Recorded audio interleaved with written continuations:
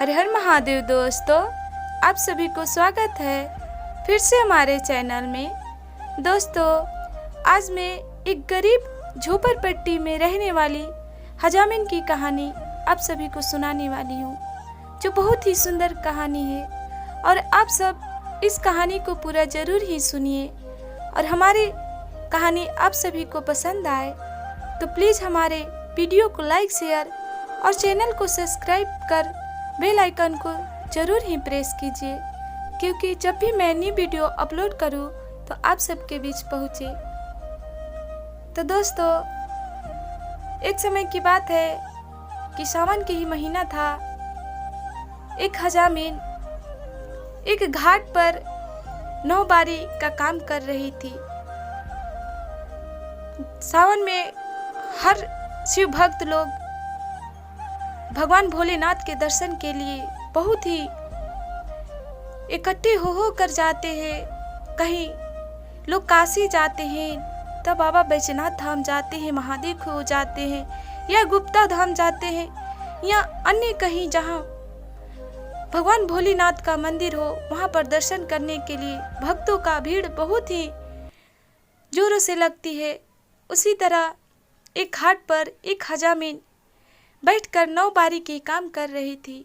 जो भी भक्त नहा कर स्नान ध्यान करके भगवान भोलेनाथ के दर्शन के लिए जा रहे थे, वहीं सीढ़ी के पास बैठी हजामिन सभी भक्तों कर नाखून काटती थी और उनके पांव को महावर लगाती थी, और सभी भक्त लोग महादेव के दर्शन करते थे।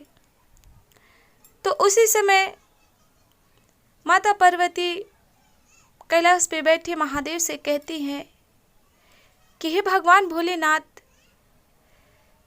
सावन की महीना है, आपके भक्तों का बहुत ही जोर जोर से भीड़ लगी है, पूजा अर्चना हर मंदिर में हो रही है, कि चले ना हम लोग भी मानव जाति में रहकर मानव के रूप धारण करके उनके भाव को विचार के अपने भक्तों लोग से मिल लेते हैं।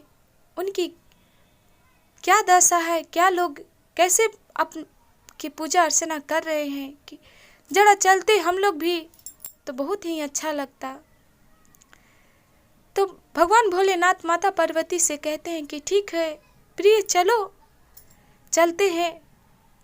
कैलाश से माता पार्वती और महादेव पृथ्वी पर आते हैं।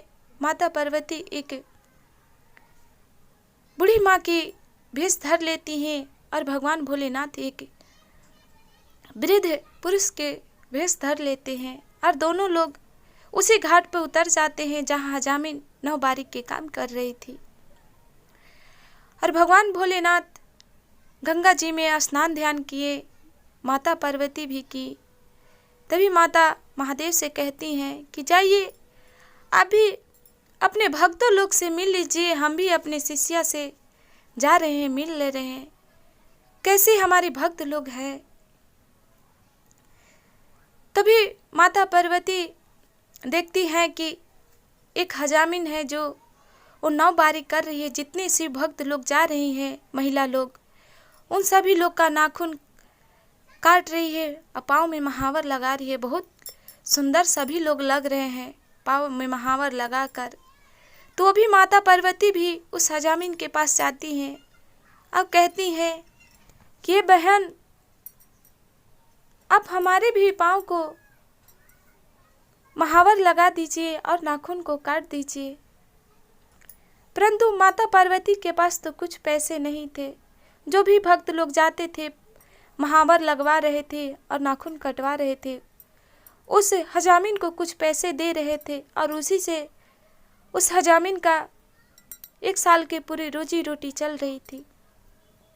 तो माता पार्वती कहती हजामिन से कि बहन, हमें भी महावर लगा दो, परंतु तुम्हें देने के लिए हमारे पास कुछ नहीं है। तो हजामिन जो थी वो बहुत ही नेक विचार की थी, उसका मन बहुत ही साफ था।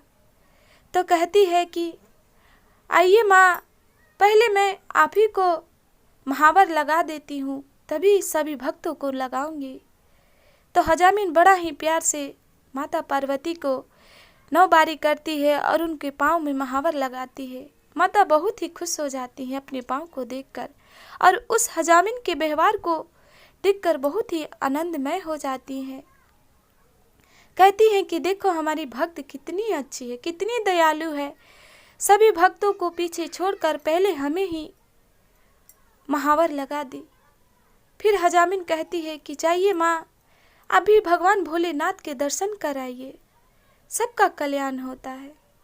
फिर माता पार्वती सीढ़ी पर उसी लाइन में महादेव भगवान भोलेनाथ के मंदिर में दर्शन के लिए चली जाती हैं। और जब अगली सुबह उस हजामिन अपने घर जाती है तो देखती है कि जहाँ उसका झोपड़पट्टी था, एक महल खड़ा है, नौकर चाकर सारे लोग भरे हुए हैं। तो हजामिन कहती है कि हमारा तो यहाँ पर एक झोपड़पट्टी था, परंतु महल रातों रात ऐसे कैसे हो गया। फिर मन ही मन महादेव को ध्यान करती है, कहती है कि हमारे महादेव का ही देन है, मैं सारे भक्तों को 9 बारी करती हूँ, शायद हमारे भगवान ही हमारे विनती सुन लिए और उन्हीं के देन से हमें इतने सारे धन दौलत घर मिले हैं। बड़ा ही खुश हो जाती है और खुशी के साथ घर में प्रवेश करती है और अच्छे से आनंदमयी रहने लगती है। फिर अगले साल सावन के महीने में माता पार्वती भगवान भोलेनाथ से गुहार लगाती हैं। फिर से मानव जाति में भेष धारण करके मानव जाति में जाकर दर्शन करने के लिए, घूमने के लिए, अपने भक्तों से मिलने के लिए भगवान से अर्जी लगाने लगती हैं। फिर महादेव माता पार्वती की बातों को मानकर फिर पृथ्वी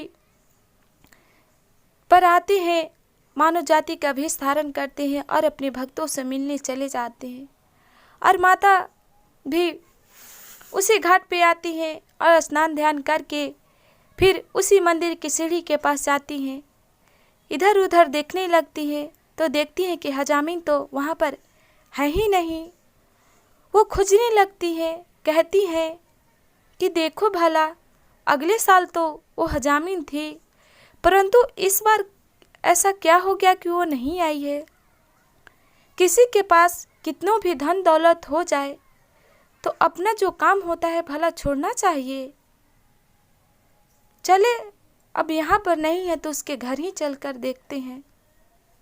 ऐसी माता पार्वती सोचती हैं। फिर अगल बगल के लोगों से पूछने लगती हैं कि जो यहाँ पर हजामिन बैठती थी उसका घर कहाँ है।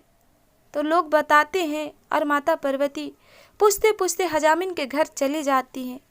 तो देखती हैं कि दरवाजे पर दरवान खड़ा है। माता पार्वती दरवाजे को खटखटाती हैं तो अंदर से आवाज़ आता है कि कौन है। तो माता कहती है कि का यही हजामिन का घर है। तो दरवान बोलता है कि हाँ, तो हमें उस हजामिन से मिलना है। तो दरवान हजामिन से आदेश लेकर माता पार्वती को घर में महल में अंदर जाने के लिए आदेश देते हैं। माता पार्वती महल में जाती हैं तो देखती हैं कि सोने के बिछौनी लगा हुआ है और उस पे हजामिन जो है बड़ा ही आराम से सोई हुई है। तो माता पार्वती कहने लगती हैं कि सावन के महीना है और सभी भक्तों लोग भगवान भोलेनाथ के दर्शन करने जा रहे हैं, 9 बारी करने के लिए, तुम वहाँ पर क्यों नहीं गई। तभी वो हजामिन कहती है माता पार्वती से कि ये बुढ़िया, क्या तुमको हम 9 बारी करने वाले नजर आ रहे हैं कि तुमको पता भी है कि हम कौन हैं। हम इतने दूर के नगर के महारानी हैं और तुम हमसे 9 बारी करवाने के लिए कह रही हो, तुम्हें दिख नहीं रहा है। फिर भी माता कहती है कि किसी के पास भी कितना धन क्यों ना हो जाए तो क्या कोई अपना जो काम होता है वो छोड़ देता है कि चलो तुम अपने काम करने के लिए, हम तुमसे पाँव में महावर लगाने के लिए आए हैं कि चलो घाट पे, सारे भक्त तुम्हारे इंतजार कर रहे हैं। तभी हजामिन कहती है कि दरवान, ये बुढ़िया के कहाँ से तुम लोग हमारे पास भेज दिए हो कि इसके धक्के मार के घर से बाहर निकालो। तभी दरवान आते हैं और माता पार्वती के हाथ खींचे खींचे महल से बाहर कर देते हैं। माता पार्वती कैलाश चली जाती है। जैसी माता उस महल से अपने पांव को बाहर रखती है, वैसे ही वो महल जो था फिर से उसी तरह झोपड़पट्टी बन जाता है। और वो हजामीन जो थी दुख में रहने लगती है, रोने लगती है कि हमने ये गलती क्या कर दी। ठीक ही वो बूढ़ी माँ जो थी वो हमें कह रही थी, चाहे इंसान के पास कितना भी धन क्यों ना हो जाए, उसे उसका काम को कभी भी भूलना नहीं चाहिए। तभी कैलाश पर बैठे महादेव माता पार्वती से कहते हैं कि देखिए पार्वती, आप तो हमें कहती हैं कि आप तो भरे हुए को ही भरते हैं, परंतु आपने ऐसे क्या किया? उस हजामिन को तो आपने बहुत ही सारे धन दौलत, सारे सुख सुविधा वैभव उसे दिए, परंतु आपकी भक्त ने आप ही को अपने घर से धक्के मार के बाहर निकाल दी, आपकी बातों को नहीं मानी। उसे बड़ा ही घमंड हो जाता है अपनी धन दौलत पर। वो अपने आप को महारानी मानने लगती है और उसी घमंड में चूर होने के कारण माता पार्वती को अपने घर से धक्के मार के बाहर निकलवा देती है। परंतु जैसे ही माता उस घर से अपनी पाँव को बाहर करती है, वैसे ही जो महल था वो झोपड़पट्टी में फिर से परिवर्तित हो जाता है और हजामिन फिर से दुख में रहने लगती है। उसे पूरे 1 साल अपनी दुख को काटने पड़ता है। वो चाह रही थी कि कब ये पूरे साल बीते या फिर से सावन आए और फिर से मैं अपने काम को करूं। वो पूरे 1 साल अपनी पश्चाताप में बिताती है और अपनी गलती को क्षमा मांगती है महादेव से। फिर अगले साल सावन के महीने में फिर वो उसी घाट पे जाती है और महादेव की दया से फिर से उसे धन दौलत सारे मिल जाते हैं और अपनी गलती की उसे पश्चाताप हो जाती है और महादेव के ध्यान धर के अपने कार्य को अच्छे से करने लगती है और अच्छे से रहने लगती है। और हर साल सावन के महीने में उस घाट पे जाती और नावबारी के काम करती और उसका जीवन उसी से व्यतीत होने लगता है। तो हे महादेव, आपने जैसे उस हजामिन की सारी गलतियों को क्षमा करके उसे फिर से धन दौलत संपत्ति दिए, उसी प्रकार आप सभी तमाम गुरु भाई बहन को सारे संकट सारे कष्टों को दूर कीजिए और आप अपने सभी भक्तों पर अपना कृपा दृष्टि सदैव बनाए रखिए। तो आशा करती हूँ दोस्तों आप सभी को हमारी कहानी पसंद आई हो, तो प्लीज़ हमारे कमेंट बॉक्स में महादेव का नाम एक बार जरूर ही लिखिएगा। आप सभी पर महादेव का कृपा बनी रहे। आप सभी को हर हर महादेव।